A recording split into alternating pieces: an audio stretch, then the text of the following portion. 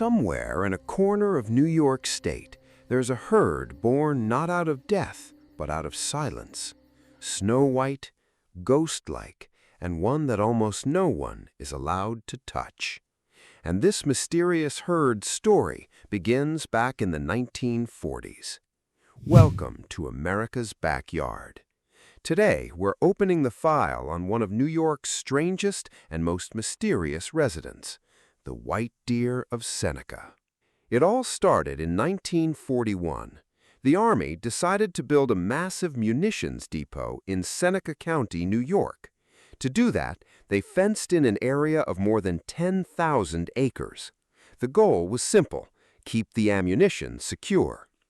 But the 24 miles of fencing that went up also happened to trap a small herd of deer inside, and within that herd were a few individuals with white fur.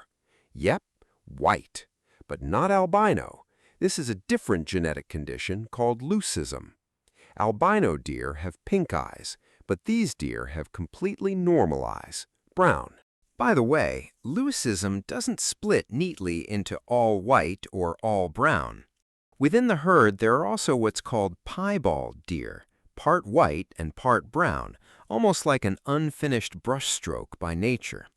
And here's the interesting part. Sometimes these piebald individuals, thanks to their less conspicuous pattern, manage to slip out beyond the fence. Back in 2022, a white deer was spotted wandering through the snow in the West Seneca area of New York, and the sighting went viral. The local police department even joked that it must have gotten confused by our highway signs and taken the wrong exit.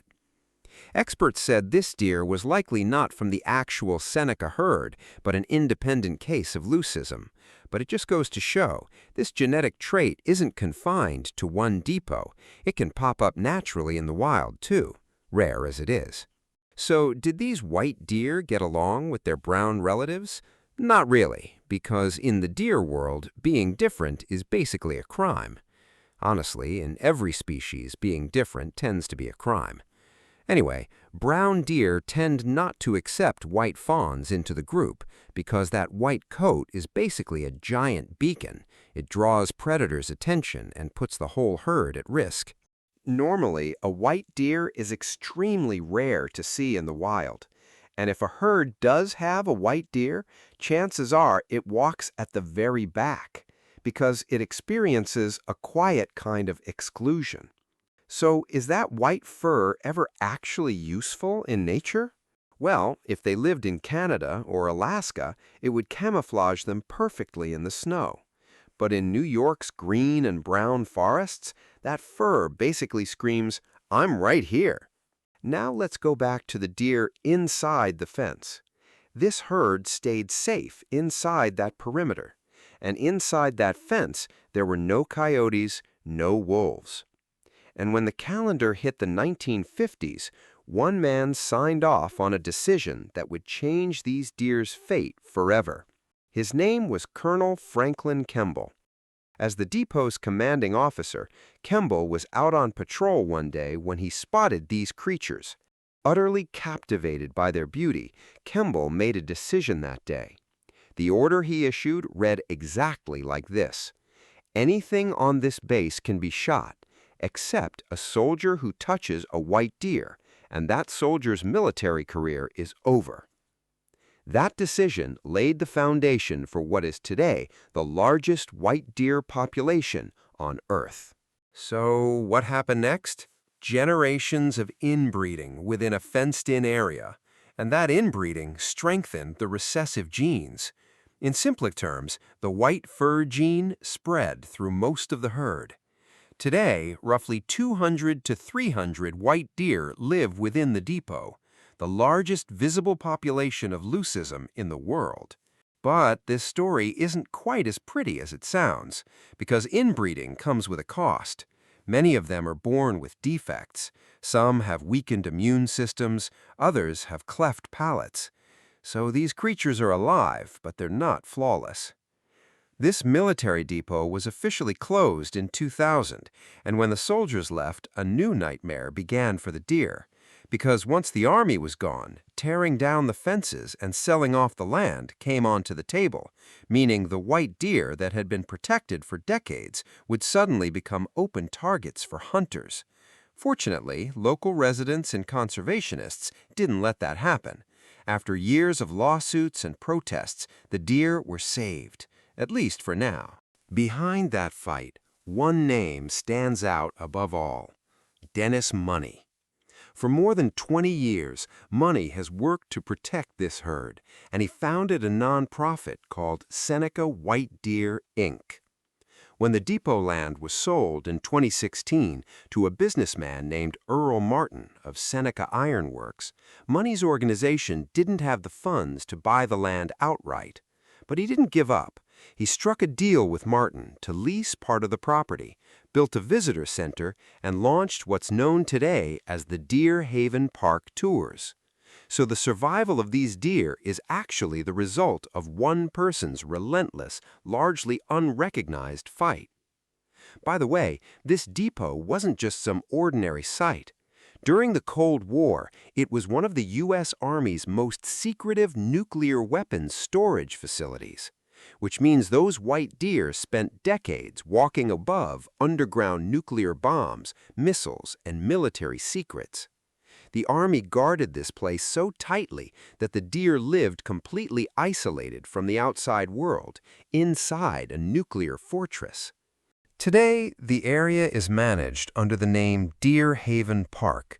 Tours are organized here, and people do get to see the white deer, but only from a distance, because approaching these deer is genuinely dangerous.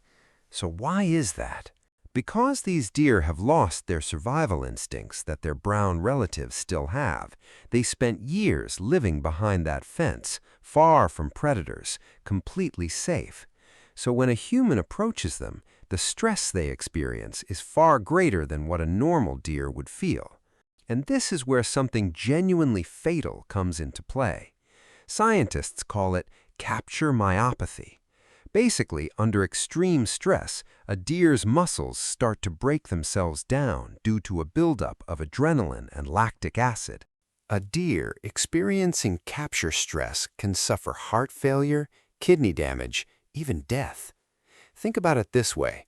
All you wanted was a selfie. While you're standing there with your phone trying to get the shot, its body is starting to dissolve its own muscles with acid. The cost of one photo can be the end of a life. And that's not all. There's also the issue of habituation. As a wild animal gets used to humans, it loses its natural defensive behaviors, which is dangerous for both the deer and the person. Because once both sides have grown used to each other, neither can read danger correctly anymore. But the dangers don't stop there. Trespassing into the depot's abandoned buildings is illegal, and on top of that, this behavior disrupts the herd's feeding patterns and that delicate social hierarchy. It also affects the survival chances of newborn fawns. Because of inbreeding, not every white fawn born today survives. In a normal deer herd, birth success rates are very high, but here, nearly half of the white fawns born carry genetic defects, and unfortunately, most of them don't make it past a few months. So what should people who want to see them actually do? The answer is simple. Watch from a distance, respectfully. There are designated areas set up specifically for this, at a safe distance from the deer. From there, you too can see these incredible creatures. Even though these deer may seem safe today, there's a major threat looming over them: chronic wasting disease. This fatal illness creates sponge-like holes in the brain. There's no cure, and it's spreading among deer herds across many U.S. states. And for a fragile population living behind a fence in Seneca, this disease poses a serious risk. So, if you were walking through the woods one day and saw a white deer, how do you think you'd feel? Let us know in the comments.